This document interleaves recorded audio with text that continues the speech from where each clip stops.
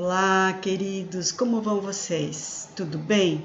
Hoje vamos dar continuidade às nossas aulas, é a aula número 2 do módulo 7, Evangelismo. O nome da aula é Por que evangelizar? Nós vamos ver que existem pelo menos 5 razões para evangelizarmos. Amém?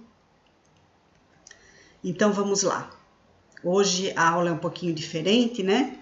Vocês podem ver os slides também e podem aproveitar. Eu espero que seja bastante frutífero.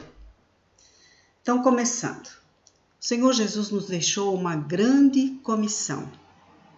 Veja o que está escrito em Mateus 28, 19 a 20. Portanto, ide e fazei com que todos os povos da terra se tornem discípulos, batizando-os em nome do Pai, do Filho e do Espírito Santo, ensinando-os a obedecer a tudo quanto vos tenho ordenado. Então, aqui tem 4 ordens. Ide, fazei discípulos, batizando-os e ensinando-os. Então, temos que ir, falar as boas novas, né? Fazer com que essas pessoas se tornem discípulos, sejam batizadas e continuem a ser ensinadas. Então, não é só ganhar a vida para Jesus, né? Temos que fazer mais coisas. Nós temos que ensinar essas pessoas e batizá-las. Por que temos que evangelizar? Primeiro ponto daqueles 5 que eu falei para vocês. Porque Deus ama a humanidade, né? Vocês já conhecem, já ouviram muito João 3,16, mas vamos ler de novo. Porque Deus amou o mundo de tal maneira que deu seu Filho unigênito para que todo aquele que nele crê não pereça, mas tenha a vida eterna. Então, Deus amou o mundo de tal maneira, né? Que deu seu Filho. Qual de nós é capaz de dar seu Filho? Né? E veja bem, Romanos 5,8 fala que Jesus morreu por nós, sendo nós ainda pecadores. Então, nosso Senhor, Criador, nosso Deus e Pai, Ele deu seu Filho unigênito por nós, sendo que nós ainda éramos pecadores. Lá em Apocalipse está escrito que nós fomos comprados com o sangue de Jesus, sem acepção de pessoas. Homens que procedem de toda tribo, língua, povo e nação, para constituir reino de sacerdotes. Olha só, Deus amou o mundo de tal maneira, né? Deus quer o melhor para a humanidade. Deus não tem prazer na morte do ímpio, na morte do homem mau. Ele não tem prazer. Ezequiel 33:11 está escrito. E dize-lhes, Deus falando através da boca de Ezequiel, desculpe. Tão certo como eu vivo, diz o Senhor Deus.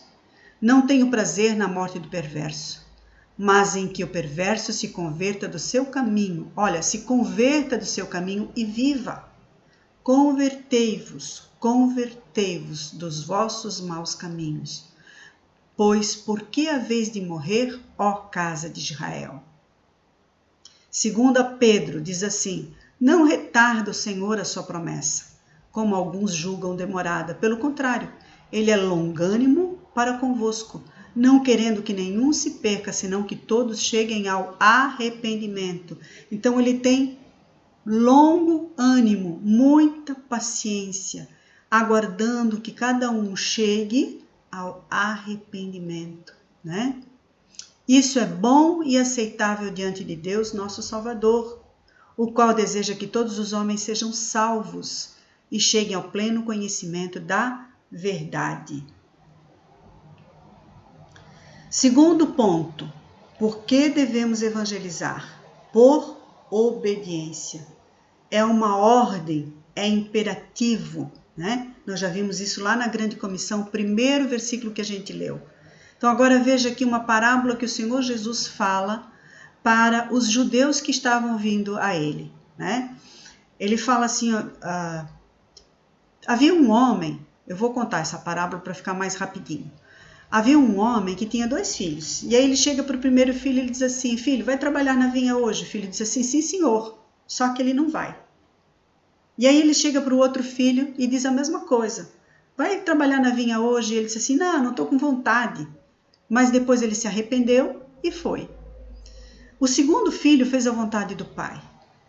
E Jesus diz assim, em verdade vos digo que os publicanos e as meretrizes, ou seja, a pior classe de pessoas que havia na época de Jesus, os publicanos e as meretrizes, vos precedem no reino de Deus. Por quê? Porque veio João Batista, a vós outros no caminho da justiça, e não acreditaste nele, ao passo que publicanos e meretrizes creram. Só os que creem entram. Vós, porém, mesmo vendo isso, não vos arrependestes, afinal, para acreditardes nele. Entenderam, gente? Precisamos evangelizar por obediência porque nós fazemos discípulos, nos tornamos pescadores de homens, né? Aí tem de novo Mateus 28, 19 e 20, não vou ler, tá? Vou ler só Marcos 1, 17. Disse-lhes Jesus, vinde após mim e vos farei pescadores de homens, né? Homens ganham homens. Os anjos queriam evangelizar, mas o Senhor deu esse direito, esse privilégio aos homens. Nós devemos levar o evangelho por obediência para testemunhar. Lá em Lucas 24 está escrito assim, a seguir Jesus disse-lhes, são essas as palavras que eu vos falei, estando ainda convosco. Importava que se cumprisse tudo o que de mim está escrito na lei de Moisés, nos profetas e nos salmos. Então lhes abriu o entendimento para compreenderem as Escrituras. E lhes disse, assim está escrito, que o Cristo havia de padecer e ressuscitar dentre os mortos no 3º dia, e que em seu nome se pregasse o arrependimento para a remissão dos pecados a todas as nações, começando de Jerusalém. Vós sois testemunhas dessas coisas. Né? Ele falava isso aos seus discípulos e eles viram todas essas coisas acontecer. E aí, um pouco antes de ser assunto ao céu, ele fala assim, mas recebereis poder ao descer sobre vós o Espírito Santo, e sereis minhas testemunhas em Jerusalém, como em toda a Judéia, Samaria, Itapema, Tijucas, até os confins da terra. Amém, gente?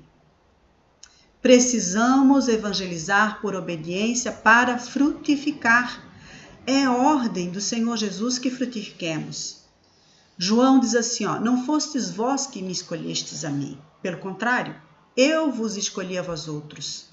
E vos designeis para que vades e deis fruto, e o vosso fruto permaneça, a fim de que tudo quanto pedirdes ao Pai em meu nome, ele vos conceda. Então, precisamos levar as boas novas, né? Ganhar vidas para Jesus são os nossos frutos, né? Ensiná-las para que elas permaneçam. E tudo o que pedimos ao Pai em nome de Jesus, ele nos concederá. Somos cooperadores de Deus. A palavra diz assim, porque de Deus somos cooperadores. Lavoura de Deus, edifício de Deus, sois vós. Edifício fala de construção, né? Lavoura fala de colheita. Então nós somos cooperadores para a colheita de Deus. Enquanto Deus nos edifica, nos constrói. O terceiro ponto, terceiro motivo, né? Primeiro motivo, Deus ama a humanidade. Segundo motivo, por obediência. E agora por necessidade de receber a salvação. Gente, o perdido precisa de salvação, né? Portanto, assim como por um só homem entrou o pecado no mundo, pelo pecado a morte, assim também a morte passou a todos os homens, porque todos pecaram. Certo? Herdamos o pecado com Adão e Eva, ok? Como está escrito, não há um justo, nenhum sequer, não há quem entenda, não há quem busque a Deus. Todos se extraviaram e a uma se fizeram inúteis. Não há quem faça o bem, não há nenhum sequer. E ainda por último, Romanos 6:23, porque o salário do pecado é a morte, mas o dom gratuito de Deus é a vida eterna em Cristo Jesus, nosso Senhor. Então, aquele que peca, não se arrepende dos seus pecados, recebe a morte como salário, como recompensa, como paga. Mas aquele que se arrepende de seus pecados, recebe o dom gratuito de Deus, que é a vida eterna em Cristo Jesus. Amém, gente? Segundo ponto, o homem precisa de Cristo para salvar-se. Há um só Salvador. E não há salvação em nenhum outro, porque abaixo do céu não existe nenhum outro nome dado entre os homens pelo qual importa que sejamos salvos. Há um só caminho, e o testemunho é este, que Deus nos deu a vida eterna.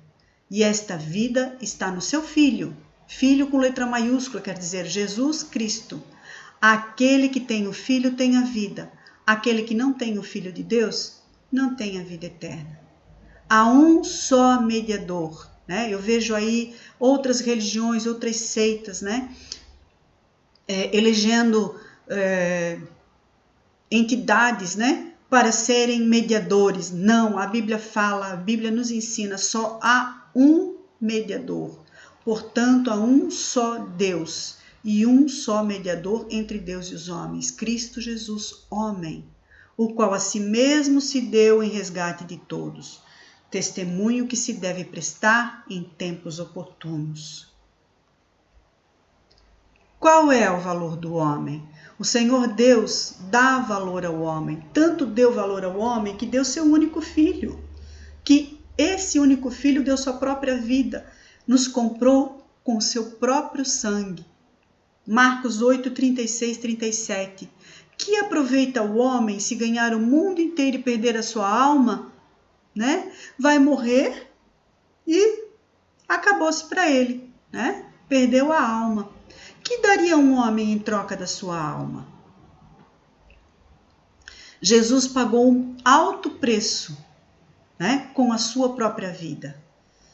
E entoavam novo cântico dizendo: digno és de tomar e abrir os selos, porque foste morto e com teu sangue compraste para Deus os que procedem de toda tribo, língua, povo e nação. Foste morto e compraste para Deus com teu sangue todos os que procedem de toda tribo, língua, povo e nação, né? Se nós tivéssemos uma nota fiscal, né, faturada com o nosso preço que o Senhor Jesus pagou, essa nota seria superfaturada, porque não valemos o que ele pagou. Fomos comprados por alto preço, porque foste comprados por preço. Agora, pois, glorificai a Deus no vosso corpo. Então, viver uma vida de santidade não é nada mais, nada menos que valorizar o sacrifício de Jesus por mim e por você. Pregar o Evangelho é nossa responsabilidade e também nosso privilégio. Diz assim Romanos 10, 14. Como, porém, invocarão aquele que não creram? E como crerão naquele de que nada ouviram? E como ouvirão se não há quem pregue? Né? Precisa alguém que pregue, para que alguém ouça e creia e invoque o nome do Senhor Jesus e seja salvo. Precisamos avisar do perigo, somos atalaias. Atalaia é o vigia que fica no alto da torre, que observa tudo ao redor, né? Deus requererá o sangue das nossas mãos, diz Ezequiel.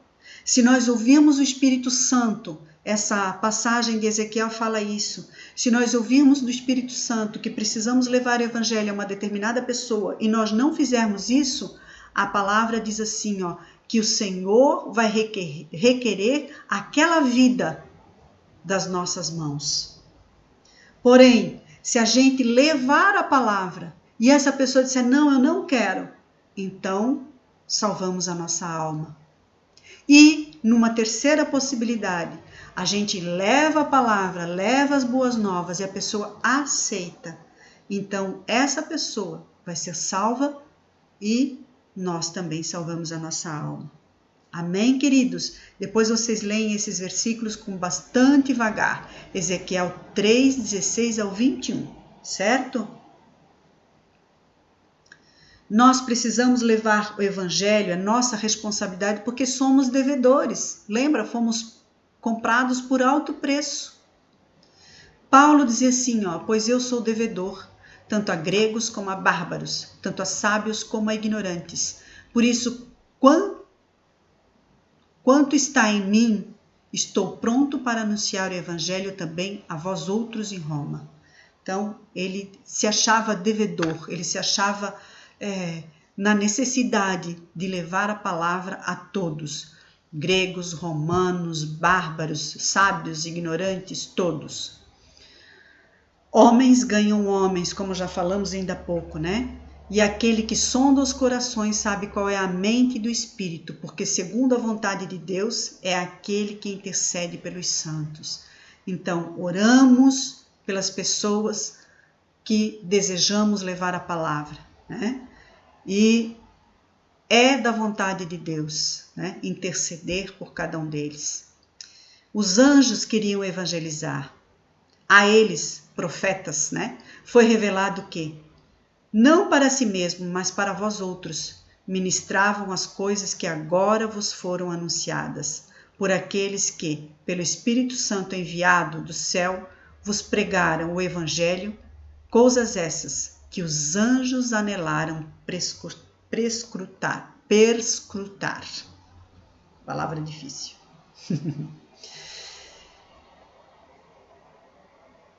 Mais um item que é nossa responsabilidade, compartilhar o amor e a alegria de viver com Cristo.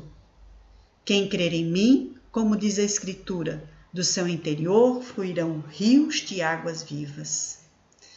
E lá em 1 Coríntios, mas vós sois dele, em Cristo Jesus, o qual se nos tornou da parte de Deus sabedoria e justiça e santificação e redenção, para que, como está escrito, aquele que glorie-se no Senhor. Em Romanos 4, qual foi entregue por causa das nossas transgressões? O qual foi entregue por causa das nossas transgressões e ressuscitou por causa da nossa justificação. Precisamos servir a nossa geração, porque na verdade, tendo Davi servido a sua própria geração conforme o desígnio de Deus, adormeceu. Foi para junto de seus pais e viu corrupção. Então está falando aqui que Davi foi um exemplo para nós, né? Ele serviu a sua geração conforme a vontade de Deus. Levar o evangelho é uma demonstração de sabedoria. O fruto do justo é a árvore de vida, e o que ganha almas é sábio. Provérbios 11:30. Efésios 5:17 diz assim, por esta razão, não vos torneis insensatos, mas procurai compreender qual a vontade do Senhor. Enfim, quais são os resultados produzidos? Primeiro, crescimento espiritual, né? Quando levamos vidas, quando ganhamos vidas, quando levamos o evangelho às pessoas e ganhamos vida, temos crescimento espiritual. Se não sou apóstolo para outrem, certamente o sou para vós outros, porque vós sois selo do meu apostolado no Senhor. Então, Paulo falava aos Coríntios, ele dizia assim, olha, vocês são a marca, né, do meu crescimento espiritual. E letra B, alegria no céu. Digo-vos que assim haverá maior júbilo no céu por um pecador que se arrepende, né, do que por 99 de justos que não necessitam de arrependimento. A igreja é edificada quando ganhamos vida. O corpo de Cristo é edificado, construído, né? Segundo a graça de Deus que me foi dada, lancei o fundamento como prudente construtor, e outro edifica sobre ele, porém, cada um veja como edifica. É um estímulo para outros irmãos. Sede meus imitadores, como também eu sou de Cristo. Seremos abençoados. Porventura, não é também que repartas o teu pão com o faminto, que recolhas em casa os pobres desabrigados, e se vires o nu, o cubras, e não te escondas do teu semelhante, então romperá a tua luz como a alva, a tua cura brotará sem detença, a tua justiça irá adiante de ti, e a glória do Senhor será a tua retaguarda. Então clamarás e o Senhor te responderá. Gritarás por socorro, e ele dirá: eis-me aqui. Se ligares do meio de ti o jugo, se tirares do meio de ti o jugo, o dedo que ameaça, o falar injurioso, se abrires a tua alma ao faminto e fartares a alma aflita, então a tua luz nascerá das trevas e a tua escuridão será como o meio-dia. O Senhor te guiará continuamente, fartará a tua alma até os lugares áridos e fortificará os teus ossos. Serás como um jardim regado e como um manancial cujas águas jamais faltam. Os teus filhos edificarão as antigas ruínas, levantarás os fundamentos de muitas gerações, e serás chamado reparador de brechas e restaurador de veredas, para que o país se torne habitável. Isaías 58. Receberemos galardão. Não dizeis vós que há ainda 4 meses para a ceifa? Eu, porém, vos digo, erguei vossos olhos e vede os campos, pois já branquejam para a ceifa. O ceifeiro recebe desde já a recompensa e entesoura o seu fruto para a vida eterna. E de Sarte se alegram tanto o semeador quanto o ceifeiro. Então vejam, há galardão, né? Manifesta se tornará a obra de cada um, pois o dia demonstrará porque está sendo revelada pelo fogo. E qual seja a obra de cada um, o próprio fogo provará. Se permanecer a obra de alguém que sobre o fundamento a edificou, esse receberá galardão. Se a coroa de alguém queimar, sofrerá ele dano. Mas esse mesmo será salvo, todavia, como através do fogo. O que está dizendo aqui? Está dizendo que o dia do Senhor demonstrará as nossas obras, né? Vai revelar pelo fogo. Obras que são, a palavra fala, capim, palha, ferro, prata, ouro, né? Aquilo que se queimar, né? Não permanecerá, mas as obras como prata, ouro, ferro, né? Essas permanecerão, né? Então, por essas receberemos galardão. Em outro versículo a gente viu ali, veja cada um como edifica, né? Então, receberemos galardão quando as nossas obras forem obras de frutos que permaneçam. Amém?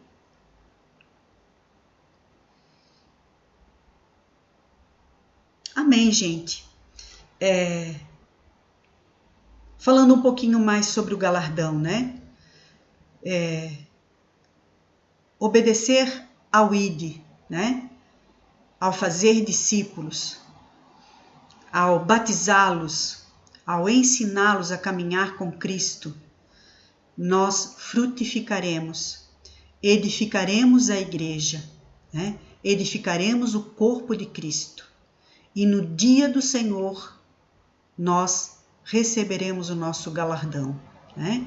Se as nossas obras todas, né, forem queimadas, nós não perderemos a salvação, é o que está escrito aqui em 1 Coríntios 3, 13 ao 15, né? Mas esse mesmo será salvo, todavia, como através do fogo. Ou seja, ele não receberá o galardão, mas sofrerá dano, né? Vai ser salvo, mas sofrerá dano, ou seja, não vai receber recompensa e talvez não reine com Cristo. Querido, que o Senhor incendeie o seu coração, né? Que o Espírito Santo lhe fale todos os dias, o tempo todo, a respeito das pessoas que estão próximas de você e que precisam ouvir o Evangelho, precisam ouvir as boas novas. Que o seu coração seja uma brasa incandescente e que as palavras brotem da sua boca mesmo sem você pensar. Que elas venham do Espírito Santo E que cada palavra lançada seja como uma semente que produza a 30, a 60 e a 100 por um no coração das pessoas que te ouvirem. Porque eu profetizo sobre a sua vida. Você é um ganhador de vidas. Você é pai de multidões. Você é mãe de multidões. Amém, gente? Boa semana e até a próxima segunda.